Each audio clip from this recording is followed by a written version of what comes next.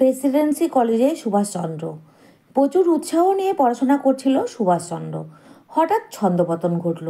1916 সালের জানুয়ারি মাসে একদিন লাইব্রেরিতে পড়ার সময় শুনল যে জনৈক ইংরেজ অধ্যাপক তাদের ক্লাসের একটি ছেলেকে মারধর করেছে এবং কয়েকজনকে ধাক্কা মেরে সরিয়ে দিয়েছে।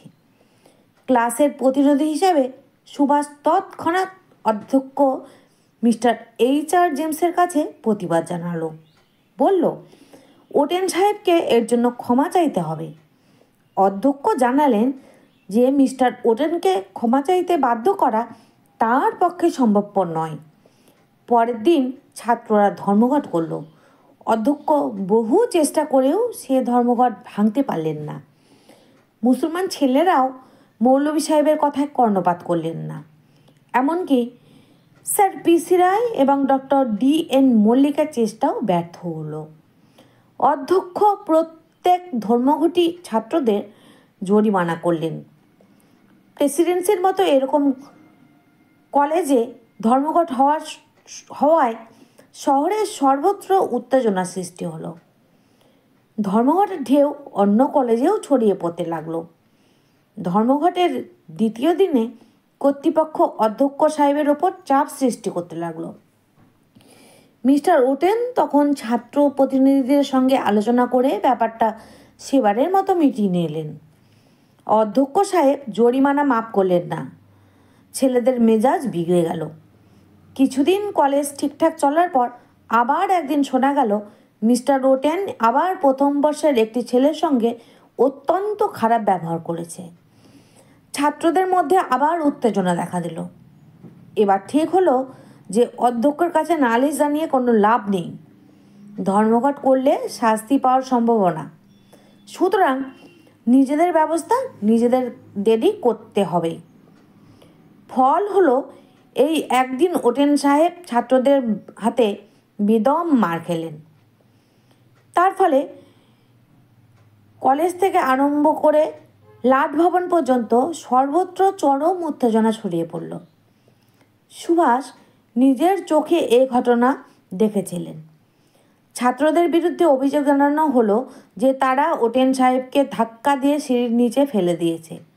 সুভাষচন্দ্র জোর গলায় এর প্রতিবাদ জানান। এই ঘটনার পর সরকারের তরফ থেকে প্রেসিডেন্সি কলেজ বন্ধ করে দেওয়া হলো। কলেজের সাম্প্রতিক ঘটনায় তারা অত্যন্ত ক্ষুব্ধ হয়ে কলেজ বন্ধ করে দেওয়ার হুমকি দিচ্ছিল এবং সমস্ত ঘটনার বিস্তারিত বিবরণ জানার জন্য একটি তদন্ত কমিশন গঠন করা হলো।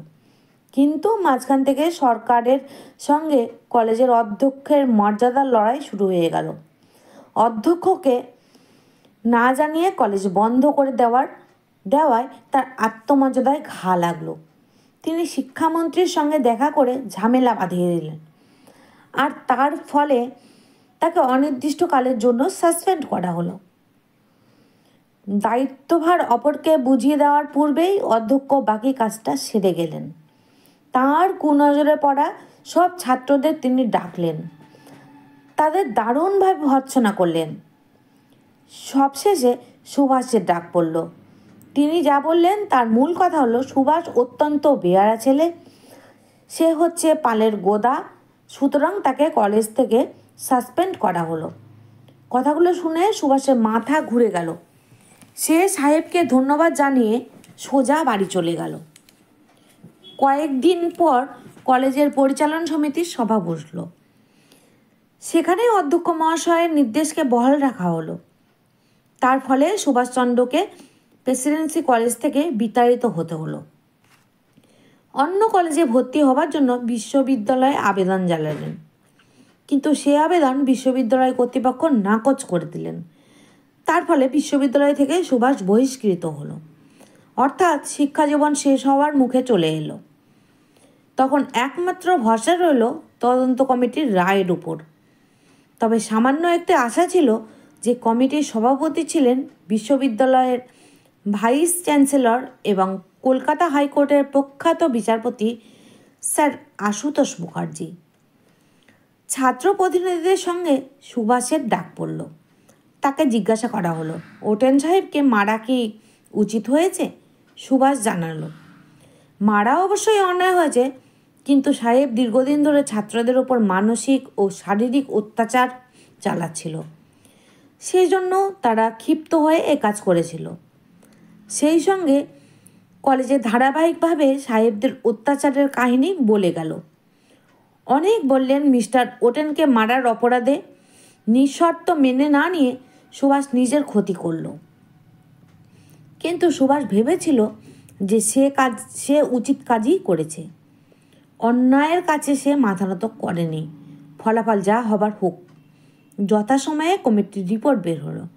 রিপোর্টে ছাত্রদের পক্ষে কোনো কথা বলা হয়নি। তাতে একমাত্র সুভাষকেই দায়ী করা হলো। সুতরাং সুভাষকে প্রেসিডেন্সি কলেজ ছাড়তে হলো।